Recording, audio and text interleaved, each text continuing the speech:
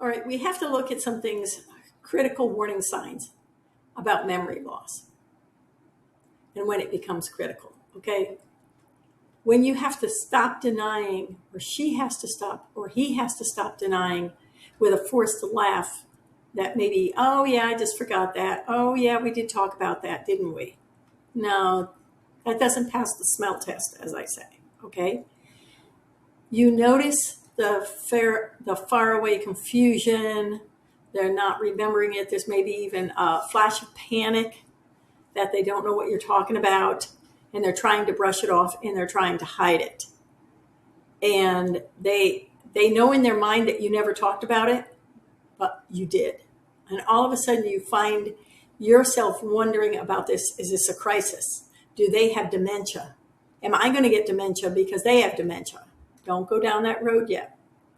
Hi, I'm Suzanne Fasella. I'm a retired physician assistant and I'm a senior care strategist.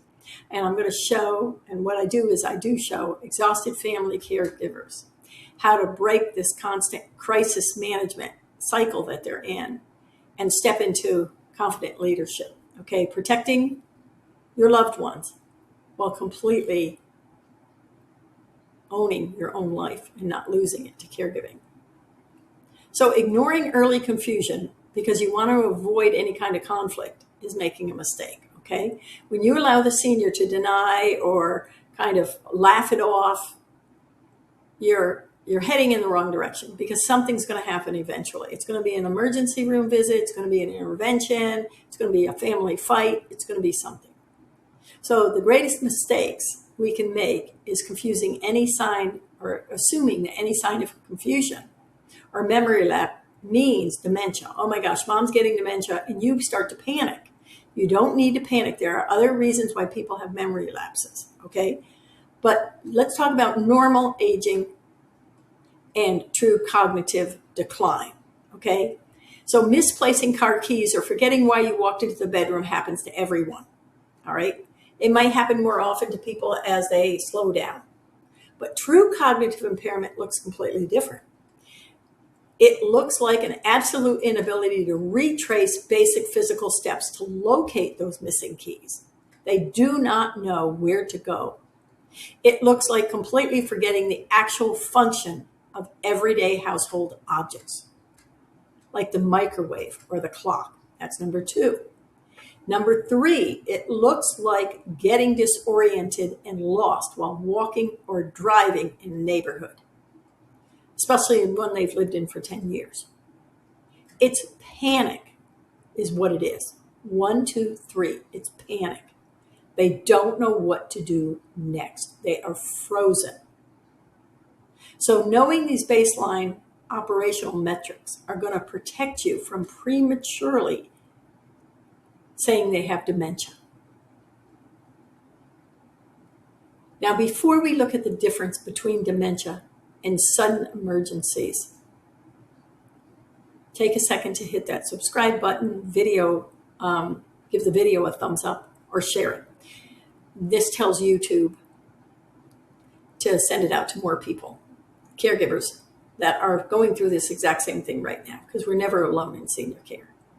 But as a retired physician assistant, I need to share one vital clinical clue or rule with you. A sudden confusion is a medical emergency. It is not sudden aging. Dementia is a slow progressive decline that unfolds over months and over years. But if your parent is completely clear and baseline normal on Monday, but suddenly disoriented, combative, spacey, or seeing things on Wednesday, that condition is delirium. And delirium is a temporary state of brain cell irritation or inflammation, frequently triggered by acute treatable issues. So we've got to get to the bottom of it. You've got to get to the emergency room.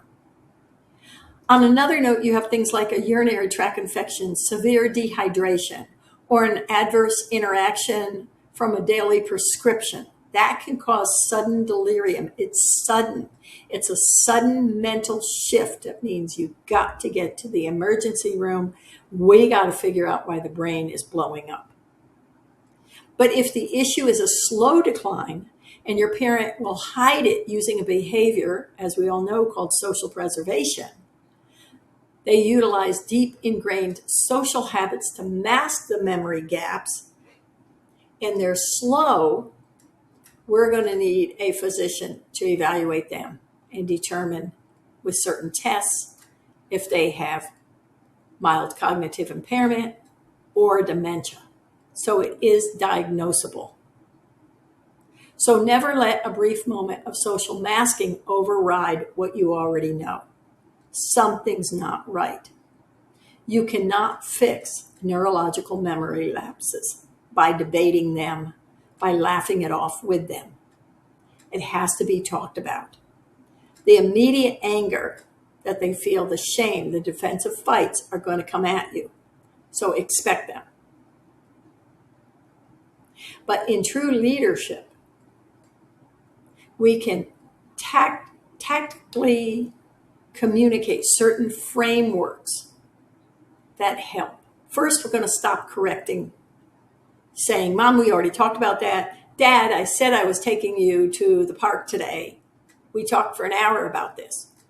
They don't remember it. They literally do not remember it. So don't give them those historical facts.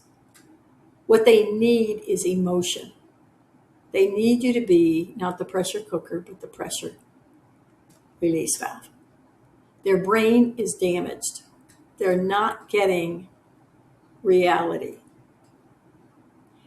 And what you want to do here is just be there for them emotionally, or have somebody else come in for them emotionally.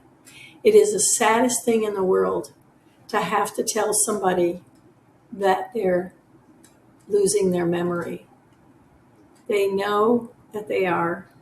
They cry about it. They have their good days and they have their bad days. And one of the hardest things I've seen in my practice is to have the spouse look at their other spouse and say, I'm sorry. I am so sorry. Like it's their fault, which is not, with tears streaming down their face. They can't stop apologizing to their spouse, who they know they're going to be a burden to. That's how sad it is. So you have to be there emotionally for them. Forget the historical facts, is what I'm saying. But know that there is sudden mental changes which are emergent. You have to go to the emergency room. And then there are the real ones where they literally cannot find their keys. They literally cannot get home. They don't know what to do next. It's panic. That is decline. Then there's just the normal, hey, we just forgot a word. And that's just normal. That's just with aging. Or in most cases, we all know parents that have called us by our siblings' names. And if you're the last one in the family and there's 5 kids ahead of you, they start with the oldest and they name you this one, this one, this one, this one, and finally get to your name. We've all had parents do that to us. That's just normal. So, but just remember, these are all different things, okay? So, forget the historical facts. The other thing is take a look at the description below, because I do have 75 of the common, most events that people see as a caregiver. And let me know how your family is handling the situation, what you're seeing, because it may raise the red flags, and we've all been there, and we can tell you from experience what is and what is not, so you don't panic and start to think, gosh, Mom has dementia now, I'm going to get dementia. Not necessarily true at all, okay? So don't hit that panic button unless it's a sudden change in mental status. Then, yes, 911 is where you need to go. Remember, love is not enough. You need a plan. You need strategy. You need support. You need help. You need leadership so that you don't have to be responsible for all of this, but you can live your life the way you want. It's pretty cool. All right, take care, and I'll see you in the next video. Bye-bye.